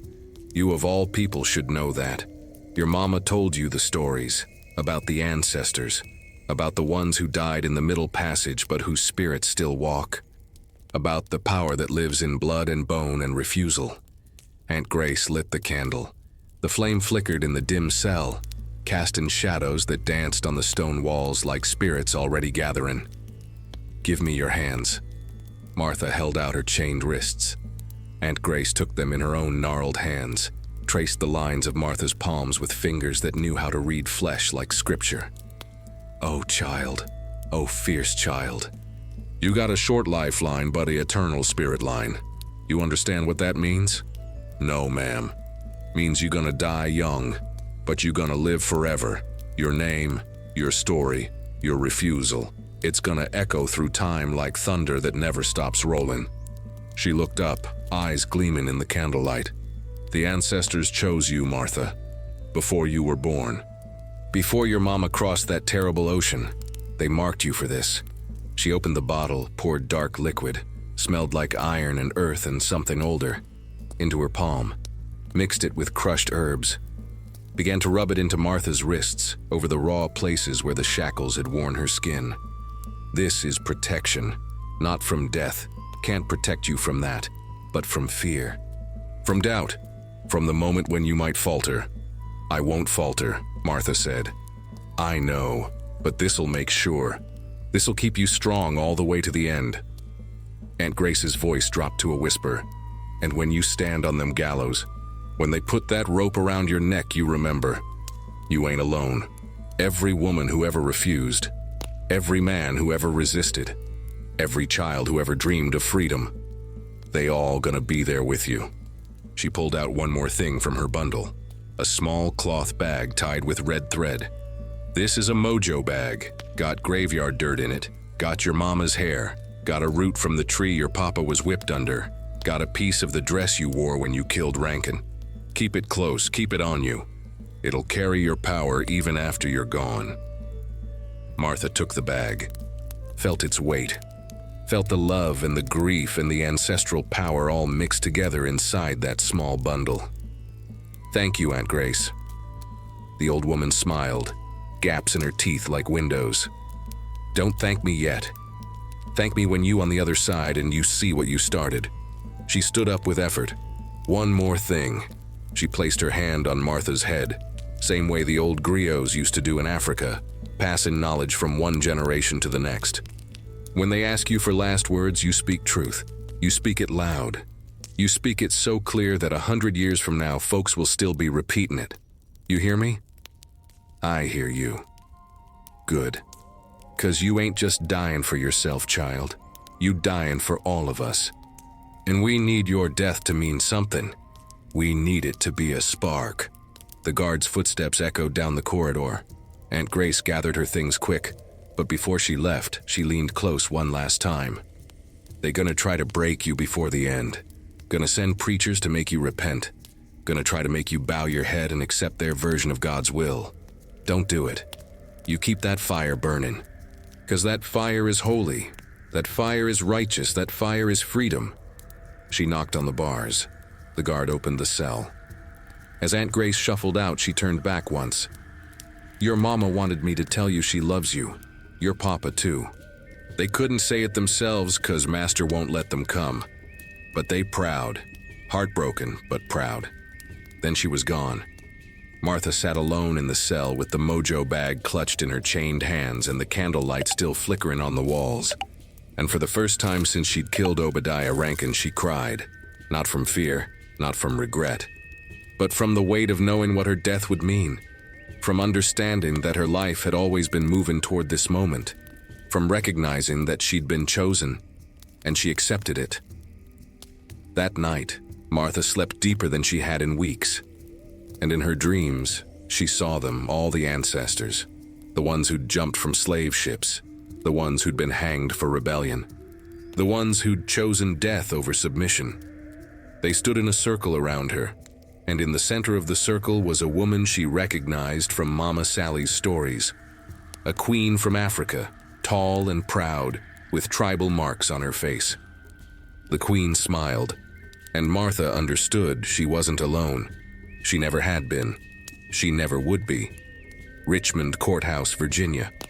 October 10th, 1836. The courtroom smelled of tobacco smoke and white man's justice, which is to say, it smelled of lies dressed up as law. Martha sat in chains at a table with no lawyer beside her. Slaves didn't get lawyers, didn't get defense, didn't get anything but the illusion of due process before the inevitable. 3 judges sat behind a raised bench. Judge Thornton, a man whose family owned 200 slaves and didn't see the irony. Judge Webb, younger, nervous, there to learn how to uphold the system. And Judge Harrison, oldest of the 3, who'd presided over more Negro hangings than he could count and seemed bored already. A Bible sat on the bench in front of them, closed. Nobody had sworn on it. Nobody would. The prosecutor, a thin man named Atticus Pemberton with a voice like a rusty gate, stood and addressed the court.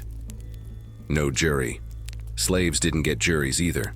Just 3 white men deciding the fate of a Negro woman who dared defend herself. "Gentlemen," Pemberton began, "this is the simplest case to ever come before this court. The defendant, a Negro slave named Martha, property of Benjamin Carlisle of Sweet Hope Plantation, did willfully and with malice aforethought murder Obadiah Rankin, a white man and overseer, by stabbing him 7 times with a knife." He paused for effect, looking at Martha like she was something he'd scraped off his boot. "She has confessed to this crime. The murder weapon was found in her possession. There were no witnesses to the actual killing, but the evidence is irrefutable. To the laws of Virginia, and the natural order established by God himself, a Negro who kills a white man must hang. There is no other possible verdict." He sat down. The whole prosecution had taken less than 5 minutes. Judge Thornton looked at Martha. "Does the defendant wish to speak?" Martha stood. The chains rattled. Every white person in that courtroom tensed, like they expected her to lunge at them with teeth and nails. But Martha just stood there, tall and calm, and spoke in a voice that carried to every corner of the room. "I killed Obadiah Rankin. That part's true. But I didn't murder him. Murder is when you take a life that don't deserve taking. What I did was stop a rape. What I did was defend my body from a man who thought he owned it just 'cause his skin was white and mine is black." Murmurs rippled through the courtroom. Judge Harrison banged his gavel. "Order, the defendant will refrain from..." "From what?" Martha cut him off. Sweet Jesus, she cut off a judge in his own courtroom. "From telling the truth? From saying out loud what everyone already knows? That Obadiah Rankin was a rapist? That he'd violated how many women on that plantation? How many others before he came to Sweet Hope?" Pemberton shot to his feet. "Your Honors, this is outrageous. The defendant is speaking facts," Martha continued, voice rising now, filling the room with righteous fury. "Master Carlisle gave Rankin permission to breed me. Those were his words. Breed, like I'm livestock. Like my body is just another tool on his plantation." She turned to face the judges directly. "You can hang me, I know you will. But you can't make what I did wrong. You can't make rape legal just 'cause the law says a slave ain't human. God don't recognize your law. The real God, not the one you use to justify slavery. He knows what happened in that toolshed. He knows who the real criminal was." The silence that followed was profound. Judge Webb looked uncomfortable. Judge Harrison's face had gone red. Judge Thornton just stared at Martha like he was seeing something he couldn't quite comprehend. "Are you finished?" Thornton finally asked. "Almost." Martha took a breath. "I just want it on record. Want it written down in whatever book you keep. That I killed Obadiah Rankin because he tried to rape me. That I don't regret it. That I'd do it again. And that when you hang me, you ain't hanging a murderer. You hanging a woman who refused to be violated." She sat down. The chains rattled again, but this time they sounded almost like applause. Judge Thornton conferred with the other two judges. Whispers, but loud enough to hear fragments. "Dangerous precedent. Can't allow. Example must be made." Finally, Thornton looked up. "This court finds the defendant guilty of murder in the first degree. The sentence is death by hanging, to be carried out on October 21st, 1836 at dawn. May God have mercy on your soul." He banged the gavel. It was over. 6 minutes of testimony. No defense, no evidence examined, no question about what Rankin had tried to do. Just 3 white men deciding that a Negro woman's body belonged to white men by divine right, and defending it was a capital offense. As the guards came to take Martha back to her cell, she looked one last time at the judges, met each of their eyes in turn. "God will have mercy on my soul," she said quietly. "But who gonna have mercy on yours?" Nobody answered. They led her out of the courtroom, through a gauntlet of white faces, some satisfied, some uncomfortable, some actually ashamed though they'd never admit it. But in the back, in the section where free Negroes were allowed to stand, Martha saw faces she recognized. Old folks from Richmond's Negro community. A few who'd made the journey from Sweet Hope, and there, barely visible through the crowd, Aunt Grace. The old conjure woman nodded once, acknowledgement, a blessing. Martha nodded back. The trial was a farce. The verdict was predetermined. The justice was a lie. But something else had happened in that courtroom. Something the judges didn't understand, but that every Negro who heard about it would. Martha had spoken truth to power, had named the crime for what it was, had refused to bow even when the rope was already waiting. And that truth, that refusal, that fierce dignity in the face of injustice, that would outlive the sentence, that would outlive the gallows, that would outlive every man in that courtroom. Back in her cell, Martha touched the mojo bag Aunt Grace had given her, felt its power, felt the ancestors gathering closer now, preparing to receive her. 11 days until the gallows, 11 days to make peace with death. 11 days to prepare for immortality. Richmond City Jail, Virginia, October 20th, 1836. The night before you die has a particular quality. Time moves different, slower and faster both. Every minute feels like an hour, but the hours rush past like water through your fingers. Martha sat in her cell watching the last sunset she'd ever see. Paint the stone walls orange and purple and finally black. They'd allowed visitors today. One final mercy, though Martha suspected it was more for the white folks' conscience than for her comfort. Give the condemned a chance to make peace, to repent, to accept her fate like a good Christian. But Martha had her own plans for this night. Mama Sally came first, walked into that cell barely holding herself together, fell to her knees beside her daughter, and wept like the world was ending. Which for her, it was. My baby. My beautiful, fierce baby. Martha held her mama close, felt the woman's body shake with sobs that came from the deepest place grief lives. Mama, don't cry. Please don't cry. How can I not cry? They taken you from me, taken my child. They took Peter and Samuel too, Martha said gently. They've been taking our children since the first ship crossed the ocean. But Mama, listen to me now. Listen close. She tilted Sally's face up so their eyes met. I need you to do something for me, something important. Sally nodded, unable to speak. I need you to remember. Remember everything I'm about to tell you. And when you're old, when you're surrounded by grandchildren and great-grandchildren, I need you to tell them. Tell them about Martha. Tell them I didn't bow. Tell them I smiled on the gallows. Tell them that some things are worth dying for, and dignity is one of them. I'll remember, Sally choked out. I'll tell everyone. I'll make sure they never forget you.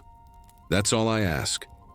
They sat together in silence for a while, mother and daughter, holding each other the way they'd done when Martha was small, before the world had shown its true face. Then Papa Jonah came. He didn't cry. Couldn't. But his eyes were red and his hands shook when he took Martha's hands in his. I taught you to use that knife, he said, voice rough. I taught you, and now they gonna hang you for it. That's on me. No, Papa. Martha squeezed his hands. You taught me to be free. You taught me that my body belongs to me. You taught me that some lines can't be crossed without consequence. That ain't on you. That's the greatest gift you could have given me. Jonah's face worked, emotions struggling beneath the surface. I wish I could have protected you better. You protected me the only way you could in this world. You gave me a weapon. You gave me choice. That's more than most slave girls ever get. They talked quietly about small things then. Memories of Martha as a child. Stories about the twins, wherever they were now. Hopes that maybe, somehow, in some better world, they'd all be reunited. When the guard came to say time was up, Papa Jonah stood. But before he left, he did something he'd never done before. He hugged Martha tight, pressed his scarred face against her hair, and whispered, You make 'em remember. You make 'em know that we ain't just property. That we human. That we fight back. You hear me? I hear you, Papa. Good, that's good. Then he was gone and Martha was alone again.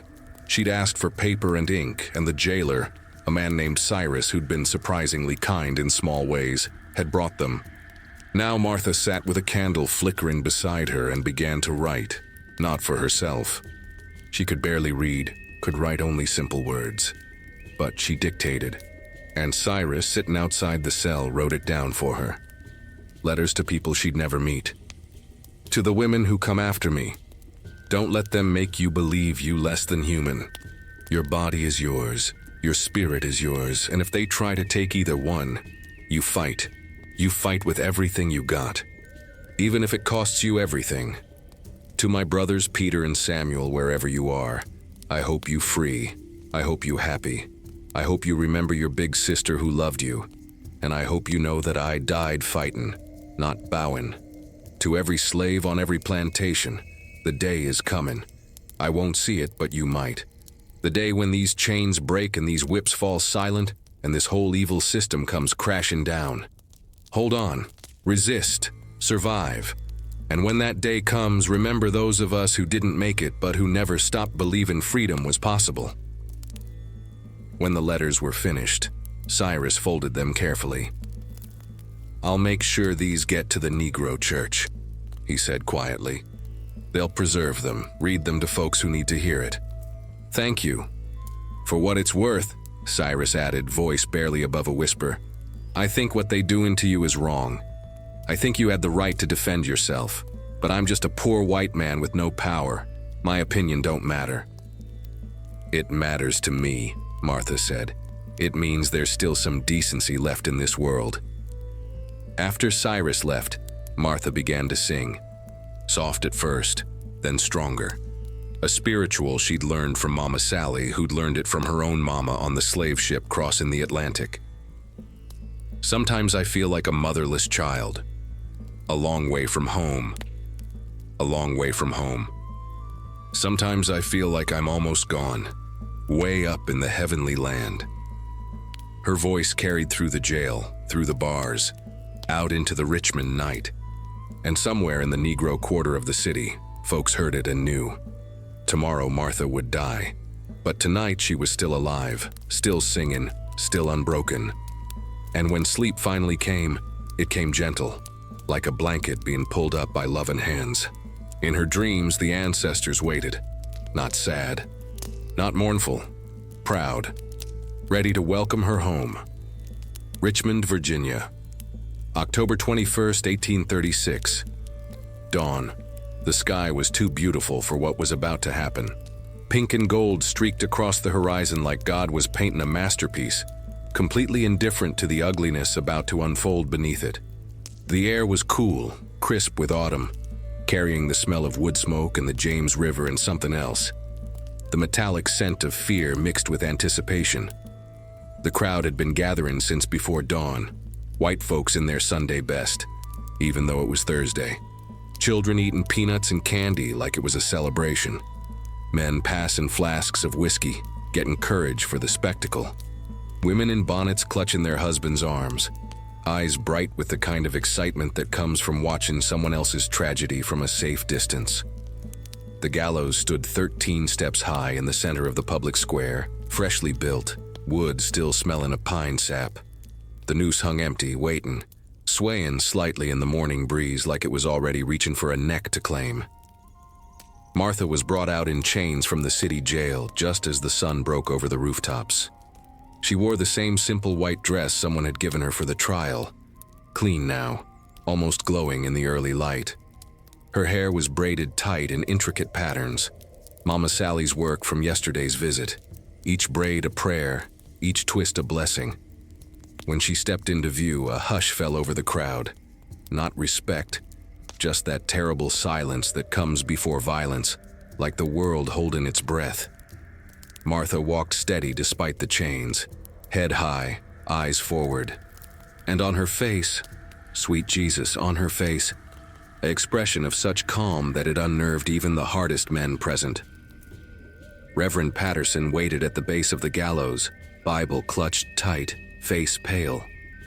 He'd tried 3 more times to get Martha to repent, to accept Jesus as her savior in the white man's way. She'd listened politely each time, then told him, "Reverend, I already know Jesus, the real one, the one who drove the money changers from the temple, the one who said, 'Blessed are those who hunger for righteousness,' that Jesus understands what I did. You're Jesus, the one who blesses slavery. I don't know him and don't want to." Now the Reverend could barely look at her. Sheriff Coleman read the charges in a monotone voice that suggested he'd done this too many times to feel anything anymore. "Martha, Negro slave, property of Benjamin Carlisle, you have been found guilty of the murder of Obadiah Rankin, a white man, and are hereby sentenced to death by hanging. May God have mercy on your soul." Martha began to climb the steps. 1, 2, 3, each step deliberate, purposeful, like she was climbing towards something instead of away from life. At the 7th step, she paused, looked out over the crowd, found faces she recognized. Master Carlisle on his black horse, face impassive. The prosecutor Pemberton, satisfied. The 3 judges from the trial, here to witness their sentence carried out. And there, at the very edge of the crowd where Negroes were allowed to stand, Mama Sally held up by Papa Jonah and Aunt Grace. Sally's face was wet with tears, but she wasn't wailing, wasn't collapsed. She stood tall, watching her daughter, bearing witness the way Martha had asked. Martha smiled at her mama, a real smile, full of love and pride and connection that transcended the horror of the moment. Then she continued climbing. 8, 9, 10, 11, 12, 13. The platform at the top creaked under her weight and the executioner's. He was a hooded man, hands shaken worse than they had in Chapter 1. He'd hanged men before, hardened criminals, murderers, thieves, but never a 17-year-old girl whose only crime was refusing to be raped. He placed the noose around Martha's neck. The rough hemp scratched her skin. She felt its weight settle against her collarbone. Below, Master Carlisle shouted up from his horse, loud enough for all to hear. "Any last words, Negra?" And this was the moment Aunt Grace had prepared her for. The moment that would echo through time. The moment that would define everything Martha's death meant. The crowd leaned forward, hungry for her fear, her tears, her breakdown. But Martha gave them something else entirely. She looked out over that sea of white faces, looked at the children who'd been brought to see a Negro hang, looked at the women who clutched their pearls and felt superior, looked at the men who'd probably done to their own slaves what Rankin had tried to do to her. And she smiled. Not a small smile. Not a bitter smile. A wide, genuine, radiant smile that seemed to come from somewhere beyond fear, beyond pain, beyond death itself. Then she spoke, voice clear and strong, carrying to every corner of that square. "I'm leaving this world, but I'm leaving it free. Y'all stay here with your sins, and one day soon, there's gonna be a black woman like me on every corner of this cursed land, and you gon' tremble just remembering my name." The words hung in the air like a prophecy, like a curse, like a promise. The executioner's hand went to the lever. Martha could see Mama Sally one last time, could see Papa Jonah holding her up, could see Aunt Grace with her hand raised in benediction. She could feel the ancestors gathering close, closer than they'd ever been. Their presence so thick she could almost see them. Women and men who'd jumped from slave ships, who'd led rebellions, who'd chosen death over submission. They stood in a circle around the gallows, invisible to white eyes but clear as day to Martha. And in the center of them, the African queen from her dream, regal and proud and fierce. The queen nodded once. "Come home, daughter. Come home free." Martha closed her eyes, still smiling. The lever pulled. The trap door opened. Gravity claimed her body, but not her spirit, never her spirit. The rope caught. Her neck didn't snap clean the way it was supposed to. The executioner's shaken hands had tied the knot wrong. So she hung there, swaying, body still fighting for breath even as consciousness faded. But the smile never left her face. Old folks swear on their lives that in those final moments, as Martha's body swung slow in the morning breeze, the sun broke through the clouds with such intensity that people had to shield their eyes. That a wind came from nowhere, strong enough to make the gallows creak and the rope sway more violent. That birds, hundreds of them, suddenly filled the sky, circling the square, their cries sounding almost human. And that when Martha finally went still, when her body stopped its terrible dance, one woman in the crowd, a white woman, respectable, proper, fell to her knees and vomited in the dirt, overcome by what she'd just witnessed. The body hung for an hour, as was the custom. A warning, a message, a reminder of what happened to slaves who forgot their place. But the message the white folks wanted to send wasn't the message that was received. Because every Negro who saw Martha's smile, who heard her final words, who witnessed her unbroken spirit even at the moment of death, they understood something else entirely. They understood that Martha had won. Sweet Hope Plantation and beyond, Virginia. October 21st, November 1836. The news traveled faster than any horse could ride. Through the slave quarters of Virginia, down into the Carolinas, across to Tennessee and Kentucky, spreading like wildfire through the invisible network that connected all enslaved folks across the South. A Negro woman had killed her would-be rapist, stood trial without bowing, walked to the gallows smiling, spoke prophecy with a rope around her neck, and died free even in chains. On Sweet Hope Plantation, strange things started happening the very night they brought word of Martha's execution. The plantation bell, the same bell that had ruled their lives for generations, that rang them awake and put them to work and called them to witness punishments, cracked, just split right down the middle with a sound like thunder, even though there wasn't a storm anywhere near. It never rang true again. Master Carlyle had it melted down, but the new bell they cast from it never sounded right either.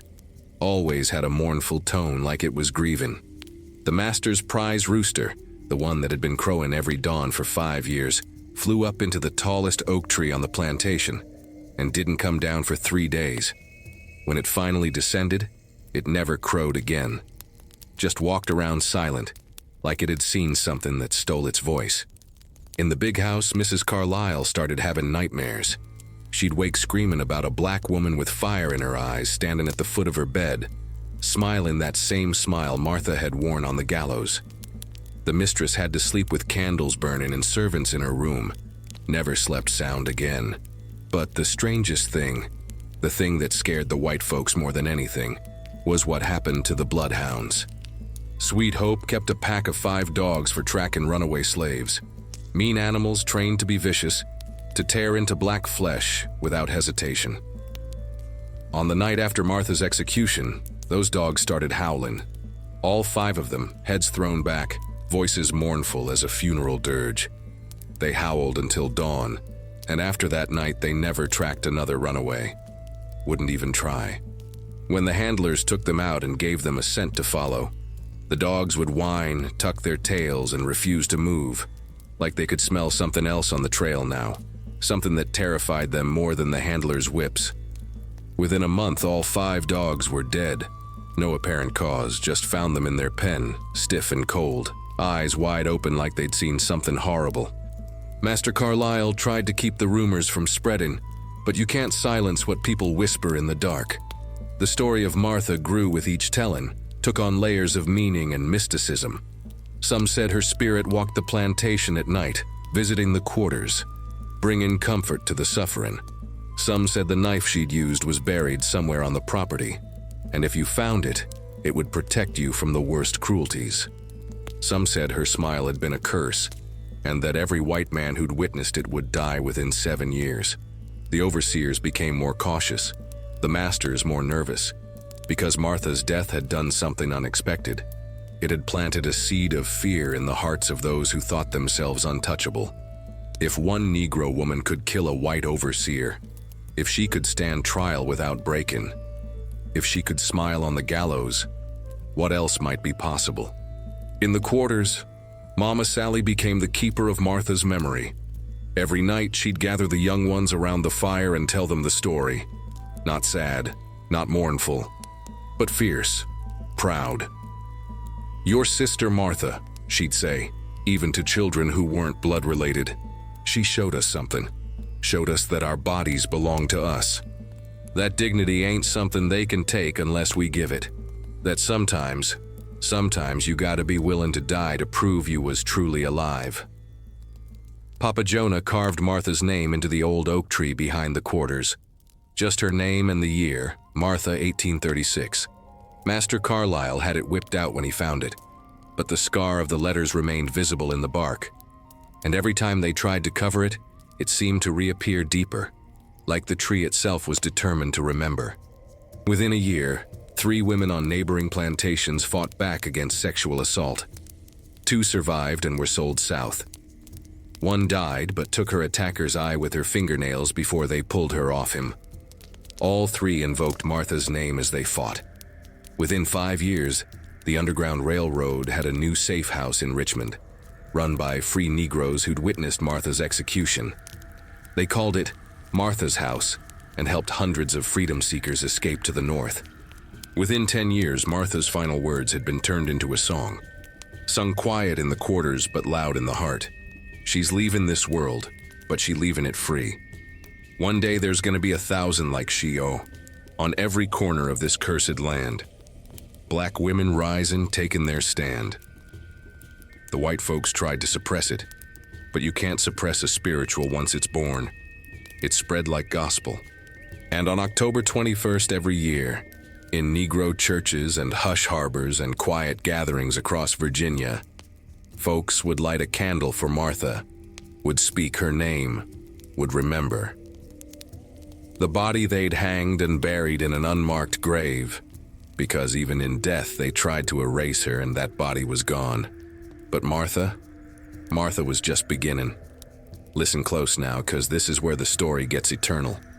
Martha's body went into an unmarked grave outside Richmond. No headstone, no ceremony, just dirt thrown over a wooden box like they could bury the memory along with the flesh. But you can't bury fire. You can't bury truth. And you damn sure can't bury a smile that carried prophecy. 1865. The day freedom came. When the Union soldiers marched into Virginia and read the Emancipation Proclamation, when chains fell and plantation bells went silent forever, the old folks gathered in what used to be Sweet Hope's quarters, now just ruins and memories. Mama Sally was still alive, ancient and bent, but fierce as ever. She stood in front of that oak tree where Papa Jonah had carved Martha's name 30 years before. The scar was still there, deeper now, like the tree had grown around the memory. "My daughter didn't live to see this day," Sally said to the crowd of newly freed people. "But she saw it coming, told us it would come. And look, She gestured at the broken chains, the empty big house, the scattered white folks who'd fled rather than face their former property as equals. She was right. And someone in the crowd started singing that spiritual, the one born from Martha's last words. And the voices swelled until you could hear it across the James River.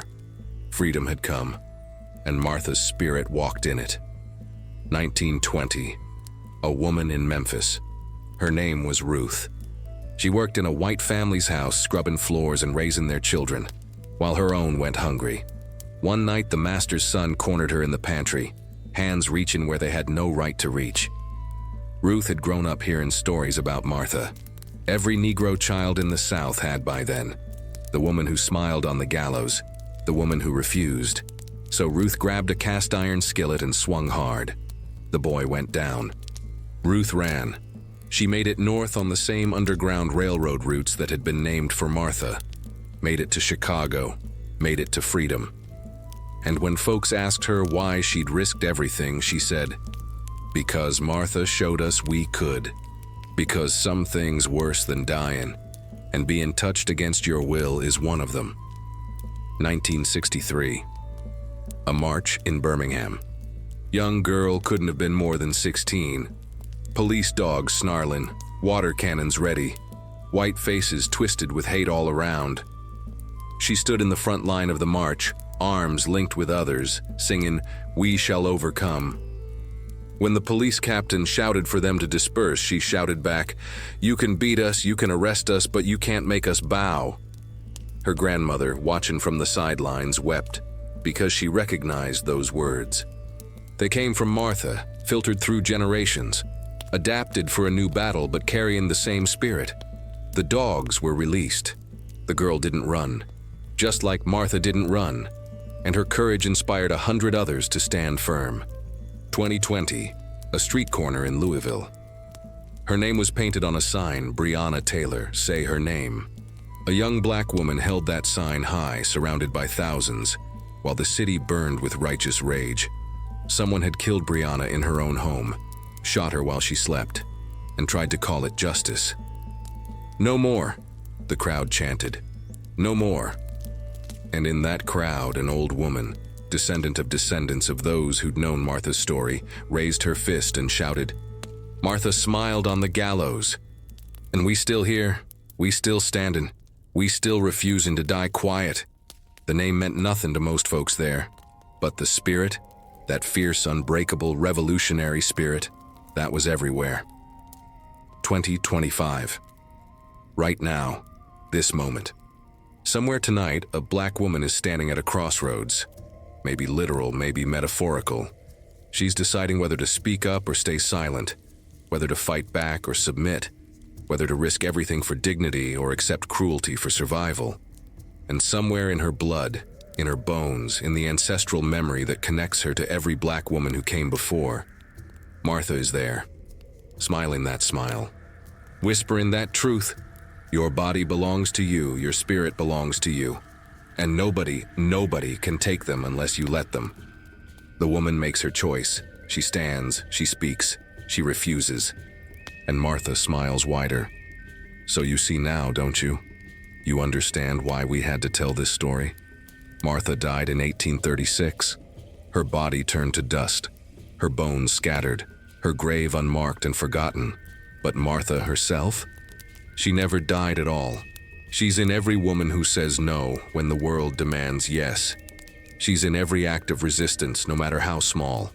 She's in the smile of defiance, the raised fist, the refusal to bow.